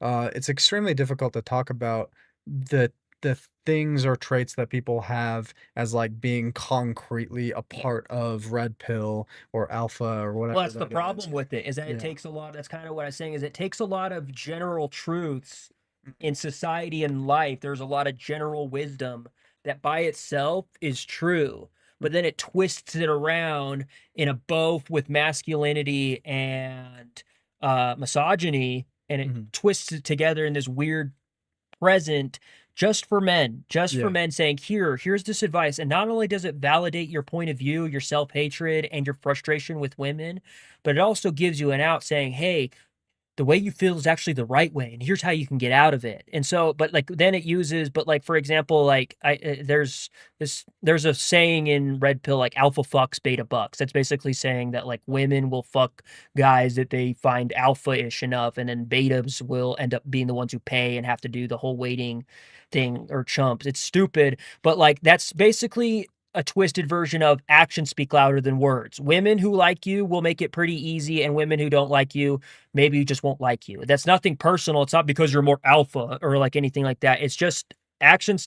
So women and people will make it easy for you if they like you, and if they don't like you or are indifferent to you, it's going to be not as easy. Yeah, I mean, if if you're thinking to yourself that "Oh, these guys are saying that, like, if you're alpha, you're not attractive." Not necessarily, some women want that type of guy, but it's not every single woman. Yeah. And, like, painting with that broad brush is extremely dangerous and just it doesn't, like, latch onto reality very No, well. it doesn't. And in fact, you scare like way more people off. Well, not only that, you just act inauthentic. Yeah. You start acting weird. Like there's so many times where I thought I was trying to be macho or like trying to be cool, and I was just like cringe as hell in hindsight. Yeah, you were being someone who you're not, and ultimately that's setting up your relationship for failure because 'cause you're giving, um an incorrect sort of like summary or like idea to someone else of who you are. And eventually the truth will come out, you know, the more time someone spends with you, the more they get to know who you really are. Oh, they'll learn your acting. Yeah. They learn, and I So, think that's a big part as to like why my first relationship failed. Is I think, well, I think it's because I was acting inauthentic. I wasn't being honest with who I was, and I think she could see that, and I think she could feel that dissonance between who I was and who I was trying to be. I was trying to act like alpha and red pill and trying to like be that person, but in hindsight, I think I don't but again, we were both immature. I don't know what she wanted in hindsight because how that ended was crazy, but, um,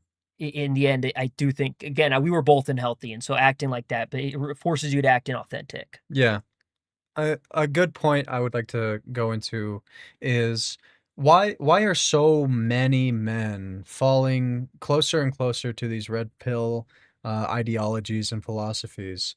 Like I can name a few examples of the things that the trends that have been happening in the last 20 years, especially uh, kind of because I've been alive during that time. But like, what do you think is the hole that men are trying to fill that then they turn towards these red pill um, philosophies? There's a lot of answers to that question.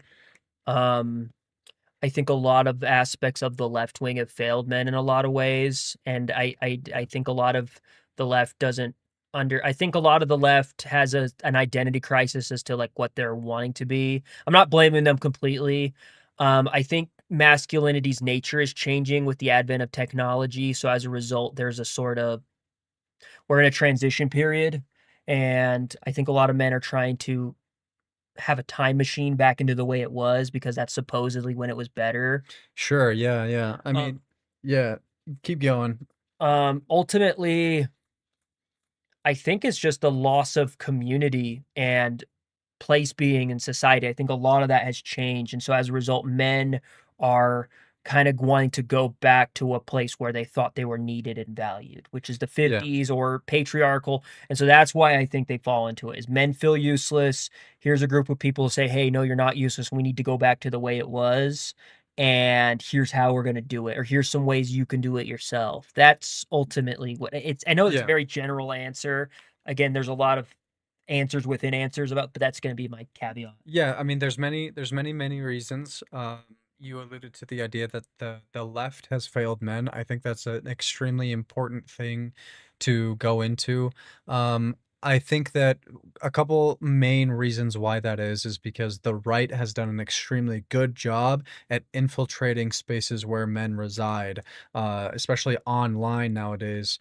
And a lot of these like liberal or left sort of spaces have been ignoring men or blaming men or whatever it is to a degree that then it was super easy for a lot of guys to turn to the right and say, well, these people are calling me, an incel or like toxically masculine and all of these things. Like, okay, well, if I'm this, then I'm gonna go hang out and think with the people who say, who are gonna accept me and who are Right. espousing to try to help me. And I think as somebody on the left myself, I want to be able to have more conversations like this, but with more influential people. Not necessarily with me, but I just want more influential people with larger audiences to be able to talk about men's issues. It seems like people like Gavin Newsom have been starting to go down that route to try to talk to more online spaces and try to talk to men's issues more. That's kinda what I was doing too, and that's why I wanna say is like, "Hey, I got in, I got out." Yeah. And that's kind of what I think we need more of, is I think you need more men saying you can do traditionally masculine things and still be a liberal and want a left wing and left liberal values Sure. and not get stuck during it's not a black and white dichotomy. But I think the problem is that again, there's a sort of identity crisis where portions of the left will say, "Well, that's totally cool, we agree with you," but then there's also portions of the left that say, "No, that's bad," or why can't we focus on these issues?" And so that's Yeah. there's contradicting messages. Yeah, I mean, it's very easy for somebody to say like, well, historically women have been oppressed, therefore like it's more important that we focus on their issues. And to a certain extent, obviously, we Yeah, I need to agree. focus on those issues. It it's a tug and pull with like how much time you spend your resources and attention on men's issues or women's issues or trans issues or blacks issues or whatever it is that I think that sure for the vast majority of human history, if not all of history as it's been documented, men have had it better, and it's an undisputable sort of reality. But when we look at the state of things now, the reason why there is such a gigantic gap between how young men and young women are voting or the types of values that they want in the world is being so divided is partially because one side has been demonizing men for so long or ignoring their needs. everybody has needs, and so, we need to pay attention to everyone's issues, and that's part of what equality is. I think the idea of equality is no one left behind. Even the people who may have had it good forever or whatever, they still need their needs met. Um, Not to say that, like, a lot of the right conglomerate has very much taken advantage of men, and I personally have my partisanship when it comes to politics, and I'm extremely disappointed in the right because it seems like they're turning towards extremely unethical methods of doing politics. But Oh, it's much worse. yeah, I think part of the responsibility is on each of us individually to try to stand up for what's right, even if we're getting the short end of the stick. I agreed. Um, Everybody is inherently selfish, so I can see why there has been a shift for men to go to the right because they're being promised all of the things that have seemed like haven't been as easy for them to have, or feels like is being taken away from them over the last couple decades. But everyone's got to fight that urge to just go for the individual resources and success. I think that uh, if the entire point of your existence is to serve yourself, it's an inherently maybe not evil mentality, but it definitely isn't helping other people. And so I think when you vote for those who will enforce that type of mindset where everybody should be as selfish as possible, it necessarily comes to the detriment of people who may not be able to take care of themselves. Like, there's kind of been there's a correlation between like traditional ideas of like pull yourself up by your bootstraps, take care of your own community. We don't need these other programs to like help us. Like, we should just be able to take care of ourselves, and that's, it makes sense logically. Like, I can follow a train of thought there, but there are so many people in America alone that aren't part of a community or can't help chip in or are struggling individually or just don't know how to uh, take care of the things that they need taken care of, especially in an economic system that requires you to have money and requires you to spend so much of your time and your life dedicated to stuff maybe you don't want to do.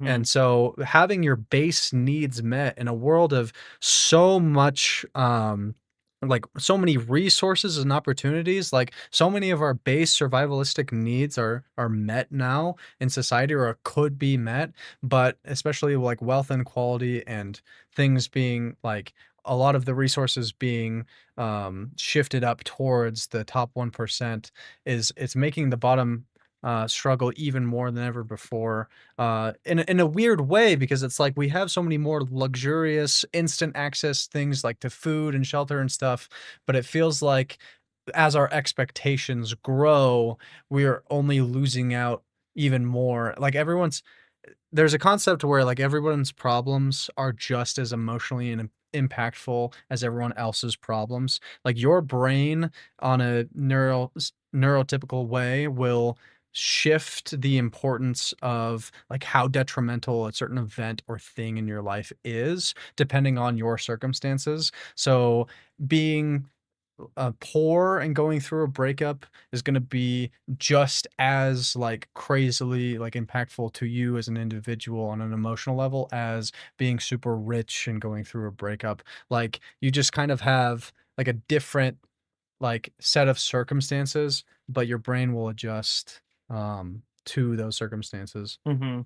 Um, do you have anything that you wanna say that has come to mind, or you just kinda. I'm just kind of chill. I mean, it depends on the questions you have. I would ultimately say that for men who are in the red pill, you're going to be way happier outside of it. I know you might think it's the right point of view, but I know deep inside you're probably anxious, you're paranoid, you're depressed. You will not become like the people that you think you're going to become. You're not going to become some six-figure guru with a rich car and plenty of women. Have yet to meet one who wasn't disingenuous, who'd use it as a marketing ploy. Yeah, all the ones I've seen, even if you do get a fuck ton of money, even if you do have all of these nice things, having studied a lot of philosophy myself, having things isn't what makes a person happy. Um, like the philosophy of one's self-worth or existential like purpose doesn't come from the material things that you own. It comes from a mindset of the way you approach your life. It's about the journey itself and not like the outcomes of like the things you have. Because one day you're gonna die and you're not gonna have those things anymore. And the way that you spend your life isn't gonna matter whether or not you had a fucking Lamborghini or a Honda Civic. It's not gonna change like one's value. I think that that's another one of those rabbit holes that I think that people fall into a lot, is that like monetary success or like materialistic resources is a driver of one's success, if not Hmm. maybe even the only metric of success for Well, I them. think it's a very American Yeah. ideal. It's a very American ideal and very American perspective. And I think that it's the big reason why it's taking hold is I think a lot of that is just it's basically materialism on consumerism on steroids. It's like give more, more, more, more. And it's Yeah. also like kind of the red pill also has this weird implication that like the more you have at some point you'll be okay, you'll get good, you'll basically become content You'll enough. finally have enough after I have X, Yeah. but your goals will always shift. The goalpost will always shift to want more. You'll Yeah. never be happy. You'll never be happy, and but you also see that in the red pill space. Beforehand, they're like, "Yeah, after you have 30 women, you'll get a wife, and then you'll be okay." But then they're gonna say, "Well, actually, now you could cheat on your wife, and you can have a side partner and side partners. You could have more Yeah. wives and no more money." And so it's just like consumerism on steroids, essentially. They're Like, adding women to the bucket yeah, of they're just adding it materialism. Yeah. misogyny and consumerism. If you just do this, then you'll be happy. If you just act like a dickhead and you're just alpha to Yeah. these women, you're just gonna get, and it's gonna fix all your problems. And like, you won't fix anything. It will create a bigger hole, and you'll learn real quick that you're just gonna feel inadequate after you'll get laid or whatever. Or even if you don't get laid, that'll make you feel inadequate. And if you do, you'll just feel you'll feel great for a day or two, and then you'll feel inadequate again. Yeah, I think that part of the problem too is that there's kind of a misconception of the way that having a relationship or like or having sex like makes you sort of like more complete or more content. Yes. Like I used to think when I was still a virgin that like sex was super important and like like the coolest thing that like I wanted to have that I didn't Yeah. have. But now after uh having, you know, whatever for the last 8 years, it now I'm to the point where it's like, actually, the meaning of this thing has changed entirely. It has nothing to do with me as much. It has so much more to do with my partner and kind of like Yeah. just another way of showing that you love that person. But even the definition of like what that means changes on a person to person basis. Some people are in a place in their life where they're just so depressed. I've been in this place. I should speak from it from a point of view that I've actually had. I was in a very depressed point in my life where it was like, I didn't think that sex had anything to do with love anymore by that point. I thought it was just another way to artificially, in a way, like boost the chemicals in my brain just to feel okay. And that like it can change to very different extremes. And so, you know, what you think sex is or what you think all of these women might be able to give you in a sexual way, trust me, it'll change. It's not gonna Yeah. like, sure, it's good, it's fun, It's awesome. No, it's pleasurable, but again, just like anything, the more you do something and the more you know what something is like, you get used to it. Um, it's not as, like, interesting anymore, and it's just like watching a movie, like, before you watch the movie, you have all this anticipation and hype and, like, you know, you're excited for what these characters maybe you've been following along in a book or whatever, like, might do, but then after you've watched the movie, it's like, "Yay, it's great I've had the movie," but then it wears off. there's that So too. I also think for some other men, it can lead into the realm of sex addiction or other problems that they don't know they have. And so I think it's just anytime you rely your value on the external, how much money you make, how many women you've had sex with, or even if it's your girlfriend, how many anytime. times you've had sex even with one person? Yeah, exactly. Anytime you start relying your value on an external thing, you're setting yourself up for pain and Yeah. self-hatred because life changes, the external nature of things will change. That's eternal. And I'm not saying that like in a spiritual way. I'm just saying that's just life's forever changing. Yeah, One day, change is the only constant. yeah, change is the only constant. So at some point, that nature of things will descend, and if your worth is on that, you're gonna be fucked. Yeah. You're gonna face some pain. Yeah, it's it's a very long and difficult journey to go through a lot of these philosophical, like, well, what is the meaning of things or what is the value of things? And it took a very long time for me to figure out exactly where I put meaning and like how much that affects me in my day-to-day decisions and goals. I think it's really all just about the journey of figuring that out every day. There isn't really an answer, and it's going to be different for everybody depending on the phase that they're in your life. Yeah, Like, do you really think that if you're age 15 and you're horny as fuck and you just want to have sex, that like in your 60s, you're going to feel the same way and have the same amount of like, like meaning fulfilled from, doing that? you Like, never know. Apparently, I heard that like this is gonna gross fact, but apparently, have you heard that like senior citizen homes have like some of the highest rates of STDs and yeah, yeah, yeah. STIs? They definitely get it on. I know that. But how you feel about it then versus 15? It's a different perspective. Yeah, I don't think you're doing it for the sake of like, oh, it makes you like, oh, I'm that guy who's had sex. Like, I get to brag to all my friends that I'm not a virgin, or like whatever it is that you tell yourself that like getting laid gives to you or whatever. Like they're doing it for very different reasons, and we Yeah. don't need to go into that. But I mean, like one thing I also give a perspective is like when I was 15 through 17, like all the, I wonder how many of the guys who it did were just lying. Like I always wonder that. Like I feel like a good, I'm sure a few, but a good show. you'll never know. I never know, but that's the thing too. Is that like how many of the guys on the red pill and manosphere are just lying? But it's also hilarious too, because like now looking back, it's like what are you gloating about exactly that you convinced somebody or that like somebody happened to be attracted to you? Like, yeah, you want people to be attracted to you, but like as long as you're putting yourself out there and you're not, being an absolute like degenerate, like you're probably likely to find someone. If you And do it enough times, yeah. yeah, like it's going to be different for everyone. Obviously, levels of attractiveness and whatever it is going to affect heavily your success rate for like going on dates and whatever it is. But They're gonna point out though that me and you might be more attractive. I remember I saw that in some of the comments. Some of the incels were arguing with some of the women that that's like hilarious.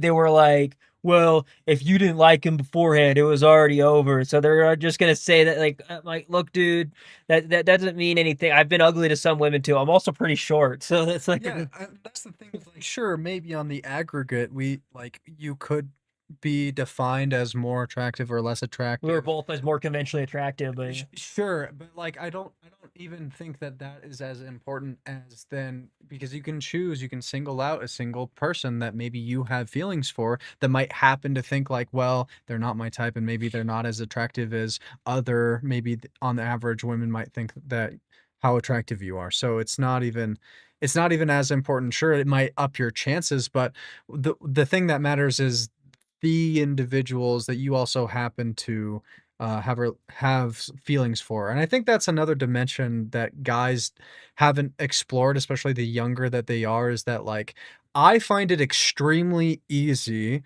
as an individual, and I've met many girls who would say the same thing. I find it extremely easy to even just check out a girl, just see her for the first time and be like, yeah, I'd fuck. It's not that hard to be like, yeah, they're attractive and I'd do that thing. What is hard is finding somebody that you're compatible with, that you have deep feelings for, that you want to spend so much time with them.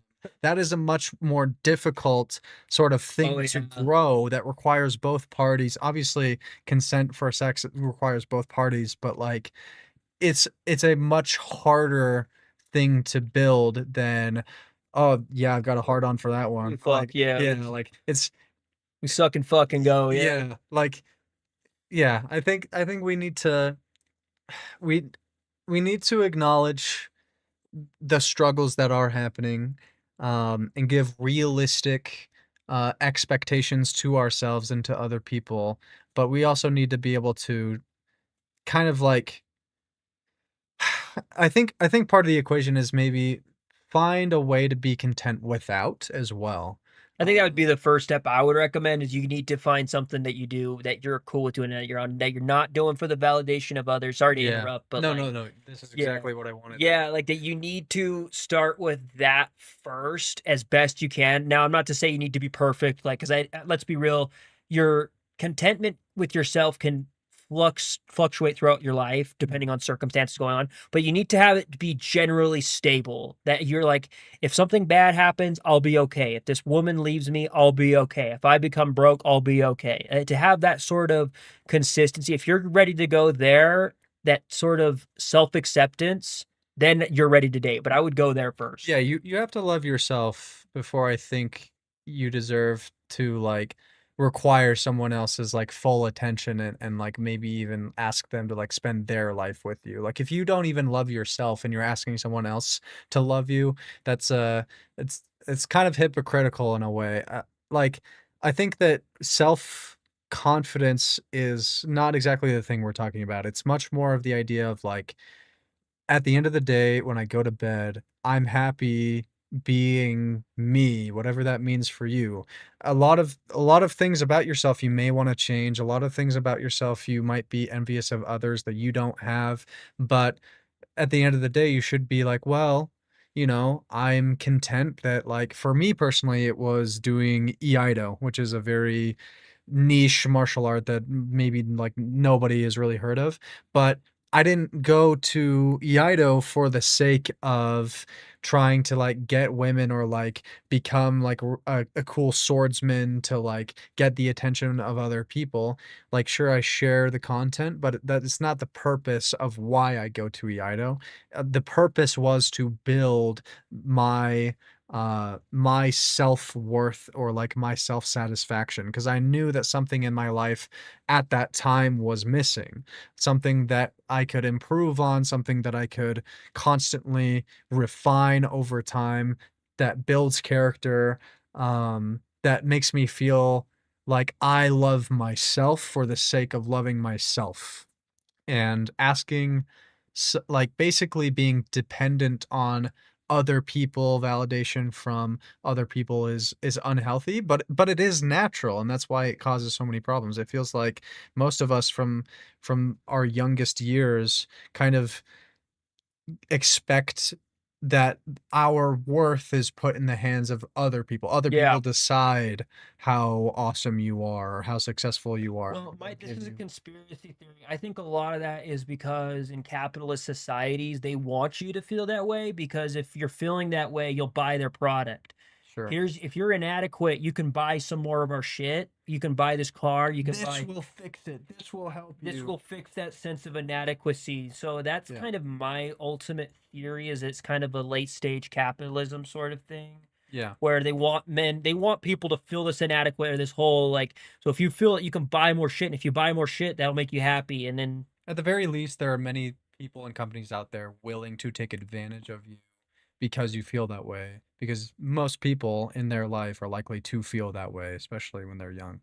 Um, I think the real solution is to find something, like you said, that makes you feel like you. Like when you go to bed or wake up in the morning, it's like, who am I? Well, I am X, Y, and I don't need anyone else to tell me that. I can tell me that. yeah. And whether and if that is money, if that is going to the gym, if that is all of these kind of more traditionally like red pill types of activities, fine.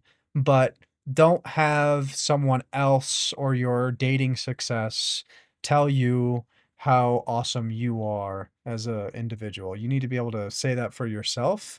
And then when people come along, it's a bonus when they give you props and kudos, but you're not dependent on those people for your own happiness. Yeah, no, exactly. Once you kind of get rid of that external thing and you rely onto it. Now the gym is one way, but for me, I had a load of life other experiences that kind of led me to the thing. So I think also it'd be another thing is go out and live life. Go to college, talk to a variety of different people, go to events of all sorts, go see museums, Just go out and experience life as much as you feel comfortable within your preference. Some people have more or less. I know Hayden was telling me a second ago that he's like, he prefers to stay inside and play video games. If that's your jam and you only go out once a month, rock it. Just do it once a month, but do that as much as you feel in comfort, because that exposure to many different ideas and experiences will lead you to know who yourself is in those in relation to that.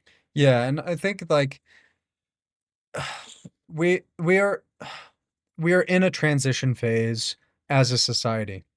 For the last 80 years, with the invention of like computation, we have been on a track of exponential growth, constant societal change with the invention of the internet, having a like communication device in our pocket where we're able to watch other people do stuff at any point. Like all of these like life altering changes that have happened, like we are still on that track of changes coming.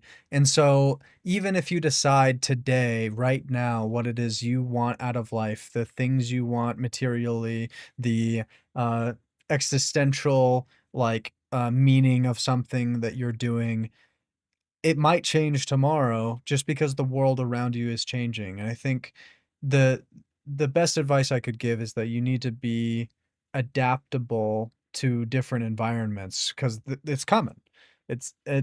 More so than it ever in human history are we ever thrown into the wind into a crazy scenario that no species that we've ever discovered has ever had to adapt to such a radical thing that their biological brains and bodies didn't evolve to be able to handle either. We are in a extremely weird time with Yeah, technology and stuff that like our brains are not equipped to handle these things. We like give yourself some credit for even just trying to survive in a time like this, and trying to find happiness and meaning. Like we're all thrown to the wind with no idea what the fuck we're doing. pretty much. But I think also learn to identify these toxic communities. Anytime that demonizes or says that they're a below, watch out for those. Join communities like ours or people where we can grow together and understand, and also have just an openness to other ideas as well. I understand where the red pill came from and why it's there. I also understand that like nothing's ever perfect and there is some elements of truth in everything, but don't let those elements of truth warp your perception as to the life of like the humanity of everyone. Yeah, everything can be weaponized. Everything can be used as a reason to a different end. Yeah, you're good. Um, like it's extremely common to find some issue in your life that someone will use as a means to like convince you of their method of thinking or their program or whatever it is. Generally, I find that meaning and um self-worth comes from within. No one else can tell you what the right answer is. As much as I want to be able to give advice to other people because I feel like I've figured it out, um, the people who tell you who they know the answer are always wrong. If they root it in some sort of thing that is unprovable, like personally, in my opinion, I think that a god is not a provable, substantial thing that actually grounds anything. It's just the belief in said thing that then you can latch onto. Like I said, it's all within yourself. You get to decide for yourself how you ground your value and your worth and your morals. And to many people, that might sound kind of scary because, the possibilities are endless. You might be a deviant, you might be incompatible with a lot of people. But guess what? You already are. No matter what your beliefs are already, there are already 8 billion people on this planet who don't all agree, even within their own groups of people, of belief systems. Not all of them think the same anyway. Like if they were in charge, like they might change the rules in a different way. Just because the norms are the way they are, the rules are set the way they are, doesn't mean that that is actually the way that society works. Society is already very broken down, very individualistic, very contractual, or like you're basically doing things on a more individual level, even more today than ever. So don't don't be fooled into thinking that someone else can give you what only really you can give yourself. Um, Meditation is a good way to figure this out for a lot of people. Meditation is it can be helpful, but it's not for everyone. I sometimes struggle with meditating and looking within. All really that meditation's doing, if that is your goal through meditation, is just spending time in your own brain. It's so easy to be distracted with all of the different stimulus that we have at our fingertips at all times. So just spend some more time in your mind, asking yourself questions and understanding that you might not have the answer is something that we all kind of have to get over. We have to be able to say that because I don't know a thing, that doesn't automatically mean that I have to have the answer right away. Like, the vast majority of things that there are to know in the universe are unknown. Adding one more thing to that pile isn't gonna make everything else crash down. So being content with what it is you know and what it is you don't know, being honest about what the size of those bubbles is extremely important. Mhm. I personally like to explore a lot of topics and learn a lot. It's something that I've found a love for myself, but it's not necessary for everybody. There are way too many things to learn in this world. The more answers you get, the more questions you actually find after that point. And for many people, that's extremely disappointing.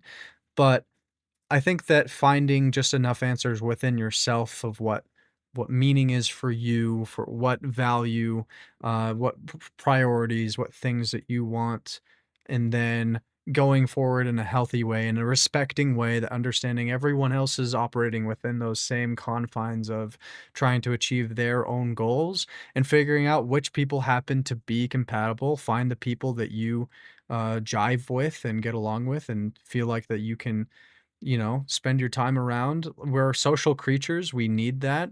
Even as a gamer who I like to be alone and play games with, I still have my social circles and I need that. Everyone does. Uh, it, you know, that's pretty much all I have to say on that. I'm pretty much yeah, I pretty much kind of said my two piece. I'm on the X Red Pill subreddit. I forgot my handle of it. I think it's like Aware Illustrator 889. That's how I was found. Um, yeah. Pretty much these. That's just my experience in it. Don't join them. Better uses of your time. Yeah, I mean, not to say that you can't find a community of people that may want to try to help you. Like, red pill just happens to be the example we're using because we can relate. As young men, we are the target audience for those types of circles.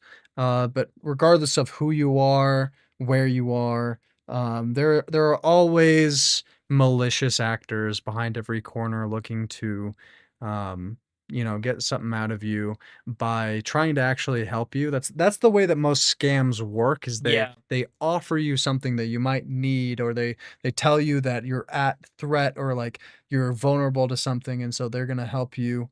And that it sucks, but learning to Recognize that. recognize it and move Well, forward. that's kind of the essence of Red Pill, in my opinion. Is I don't think any of them believe what they're saying. I think a lot of them repeat the same things over and over.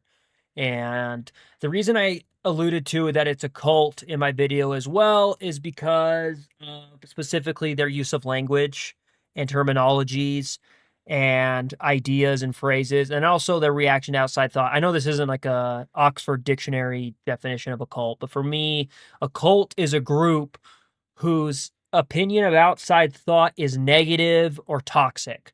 So for example, I don't think most religions, I mean, I know you have different views on religion, but I don't think most religion, if someone leaves, they're going to be like, oh, that's an evil or toxic person. Hmm. I think some people in the religion will think that, but I think as a by and large general institution, I don't think Catholics are going out saying ex Catholics are evil. No, I think that there's yeah, like generally it doesn't matter what group you come from or what groups you leave.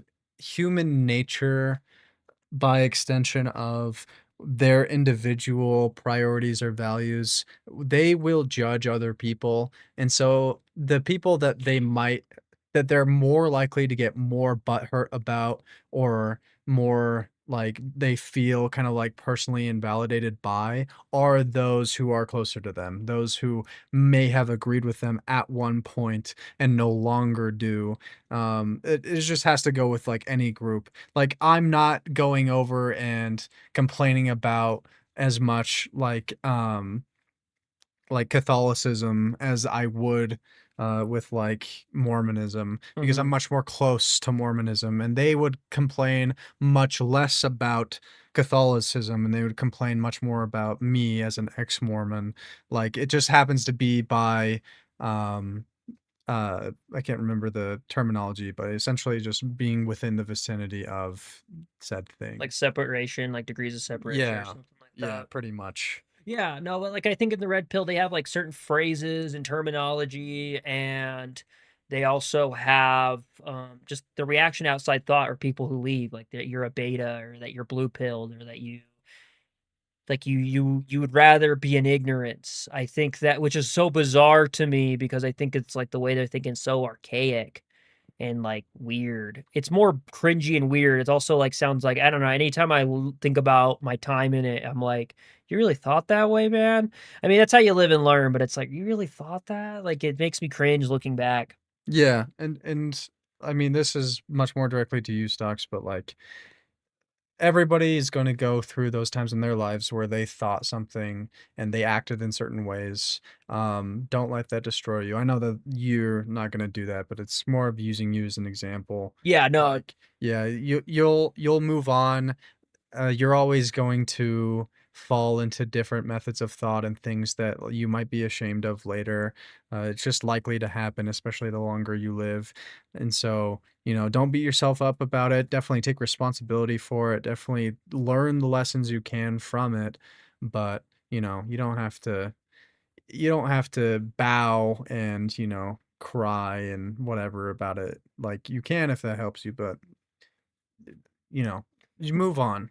You'll Yeah, be no, fine. move on, focus on your mental health. I think that's another thing too, is that like a lot of people in the red pill spaces are mentally disturbed or have trauma or like not complete trauma, but there's something disturbing them in life. And that's why they're attracted to it, is they want to get rid of the disturbed feelings or whatever happened. And I think that's a big goal, is like work on that as well and get rid of that, back to that self-acceptance like you were talking about. I think that's like really vital.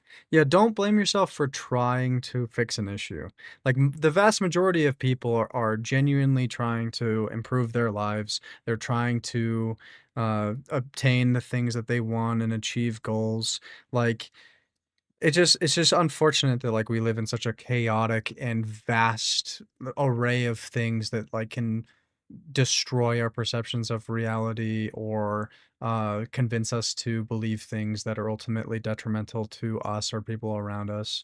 Like the possibilities are endless. Human nature is extremely complicated, let alone, our small place in the universe. Like, the more you zoom out, the more insignificant our problems are.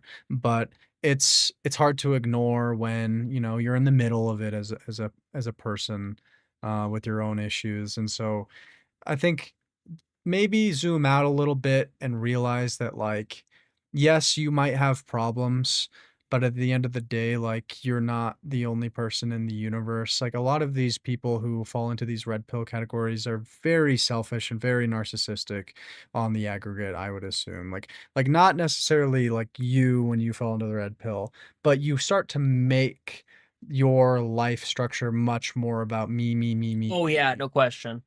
Well, that's kind of the thing is that they kind of tell you like you make your life about other people all the time, and then since you've made your life about other people, you're so soft, you're nice, you're kind. This is look at what it's gotten you. It's gotten you nothing. So here's our way to act Mhm. instead, so you can get what you want. When in reality, like I don't know, a lot of life is actually give and take. There's a certain, and it's a lot of what you'll allow as well. It's not like It's the balance. It's not right. one or the other. Yeah, it's not a lot of it's a lot of, "Hey, I'm gonna receive this and I'm gonna give this," but not because of its transactional nature, just because it's just the nature of just interaction. Yeah.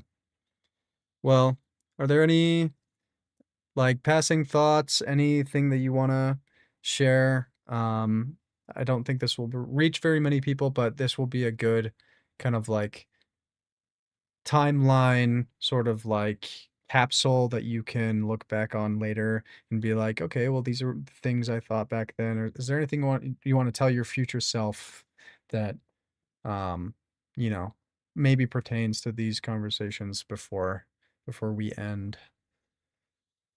Um, I would just say have a self-acceptance of yourself. You know the right decisions, you know the choices you need to make. I would say life is sketchy and it ebbs and flows. That doesn't mean you're a bad person or anything's wrong with you for feeling off or bad. It does mean that you are responsible for it and that you have as much responsibility to take for your feelings and thoughts in the matter.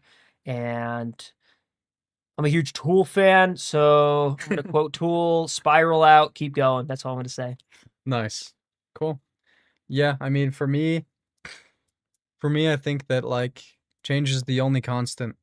Even though I have all of these like epiphanies or ideas and wisdom or whatever you want to call it, it doesn't mean that with the right circumstances, it might actually be completely null and void.